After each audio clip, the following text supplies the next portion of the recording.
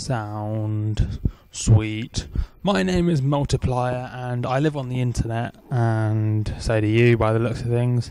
So I'm gonna do a tutorial on how to make drops, because when I did a YouTube search for how to make so and so in Ableton, one of the suggestions was drops, or at least one of the top ones or so. It appears that some of you want to know, how do I make a drop?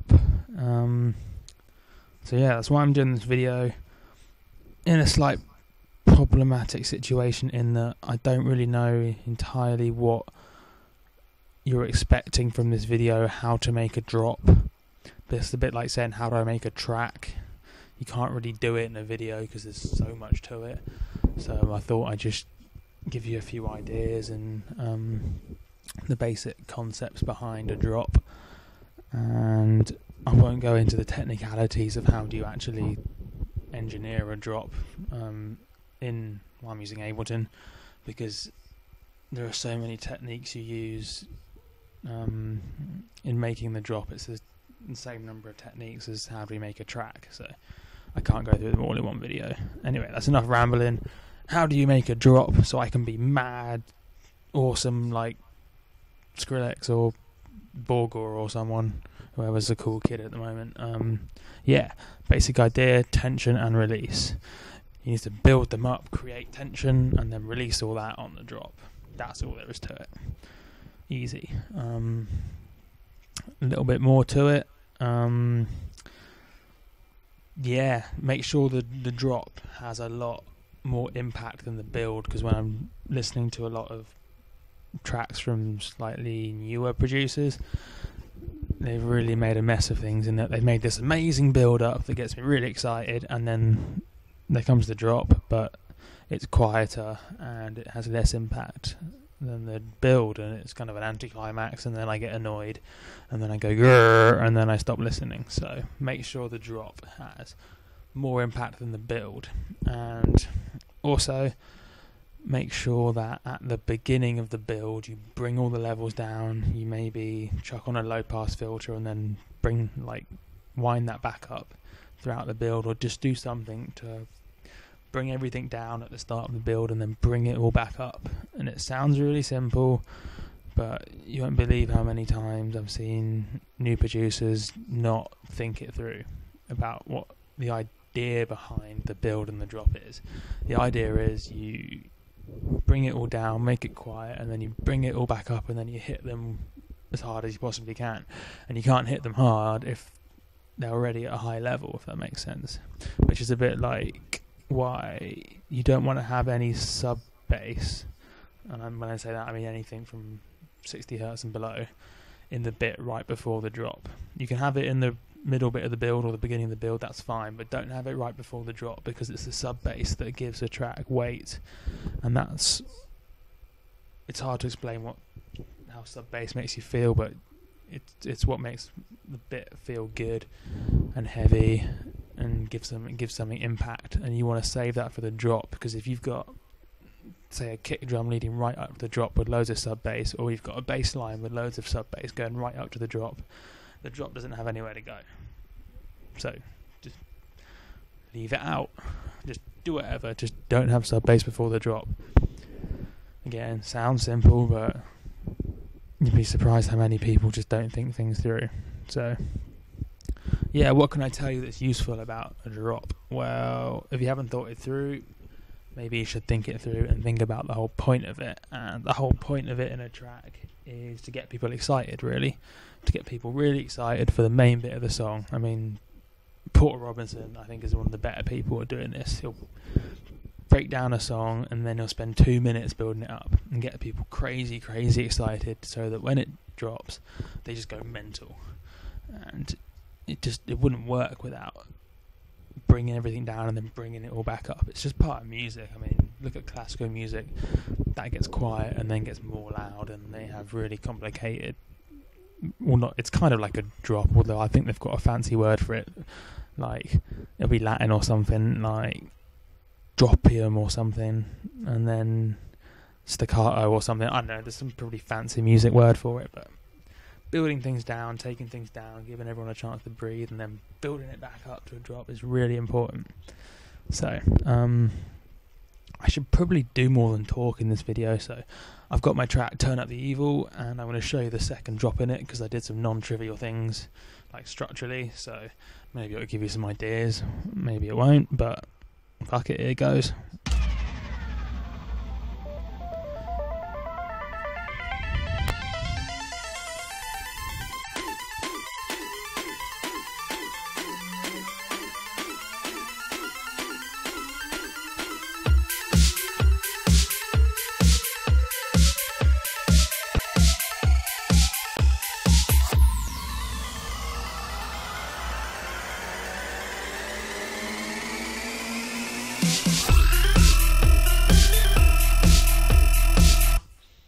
Yeah, so there's an example of a build and a drop, and that's not the super typical way of doing it as well, but it's also not super creative and original. I think the Pendulum, I think Rob Swire did most of their producing, but they did creative build-ups better than pretty much anyone I've ever heard before, and they get a lot of crap for being mainstream, but the builds and the production are just amazing. So if you're looking at this video looking for some non-standard ways to do builds, just listen really critically to some Pendulum tracks, and that'll give you some really good ideas structurally and all that kind of stuff. So yeah, this build brought you down, brought you back up, broke it up into 4 little sections, which just meant you can kind of change things up as you go through the build, because I don't know about you, but I get bored if I see a 32 bar build that just winds up like a filter or winds up the pitch on an oscillator just for 32 bars, and that's all that changes, or a white noise gets louder. That gets really boring. So just mix things up, and then as I said, and like I just showed you with an example, make sure the drop is louder than the build. I know I've said it a lot, and it's probably annoying, but I see a lot of people not doing it, and it's annoying. It doesn't annoy me actually. It just makes me go, "Oh, that's a shame." Whatever that feeling is, because just make sure you do. A few little specific tips. I've got a lot of like one shots. Like I've got a down sweep here and an up sweep here, and an uplifter or up sweep, whatever you want to call it, here, and another one here, and a down lifter here, and a kind of like a down sweep, but it's just what they call a gate hit, or just a sound effect there. And I've just chucked in loads of them that aren't particularly that loud, but when you layer them all up and then you put them behind the main structure, the main backbone of the build, it just gives an extra something to it. So if you're running out of ideas, just put in loads of cool sound effects from sample packs and put them in quite quietly, and that will help. And I don't really know what to say for this, but I thought I should do a video because everyone seemed to want to know how you do a drop, but I can't really tell you how to do a drop, other than I can tell you how you might want to do a drop. So I'll show you another drop. There you go. Wait, let's go back here. This is the first part of my track Turn Up the Evil. This is a slightly more typical drop, and you'll hear the drum rolls will be kind of the more typical drop. Anyway, here you go.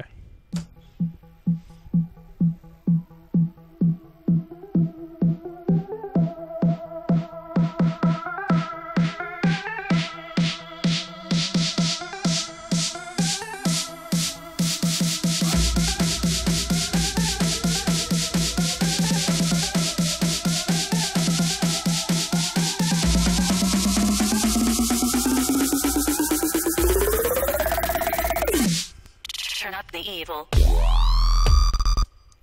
So that gives you an idea of another kind of drop. And what I did here is I did the more standard kind of snare drum build, where you have kind of a snare drum going and then you kind of have it going twice as often every now and then. That's the really obvious way. If you listen to any dance music, you've heard this method of doing a build. But to make it more interesting, what I did is I threw in a few extra snares. Like here you'll see there's 2 thrown in there, and then there's another 2 here, and then I threw a few in at the wrong times just to kind of mix things up and make it a bit more interesting. Yeah, so just do stuff, really do it, and then, or don't. Fuck, I don't even know if I've said anything. Oh well. Yeah, I should probably give you some more useful tips. What about finding a track you really like and then listening to it critically, and then listen really carefully to what they've done, because a lot of the things they'll do you won't hear unless you're listening out for them, but all the subtle things add up and make a big difference. That's what I remember Noisier in a forum saying, and that's what I've done, and it's probably one of the most useful tips I've heard. I mean, all these videos are kind of all well and good.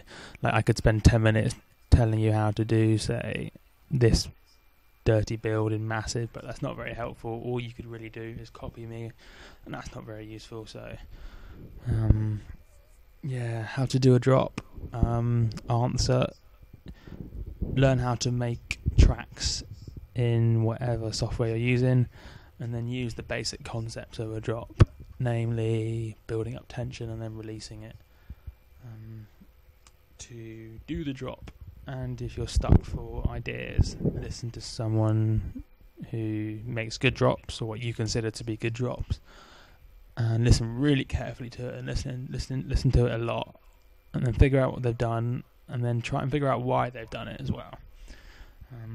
That's the why is quite important, and I don't think many people think about the why in dance music that often, because it's just kind of duh, duh, duh, whack the same button again, kick drum, turn up the bass. That seems to be what dance music is, but there is reason behind it. Like, there's a reason why you don't have sub bass right before the drop, and then you kick the sub bass back in right after the drop, so that it gives it impact on the drop, and it gets people all stoked and happy and stuff. So yeah, that's all I've got to say, really. I'm not sure if this has been a useful tutorial or not, but fuck it, it's probably not the worst one I've done. If there's any specific kind of sound engineering type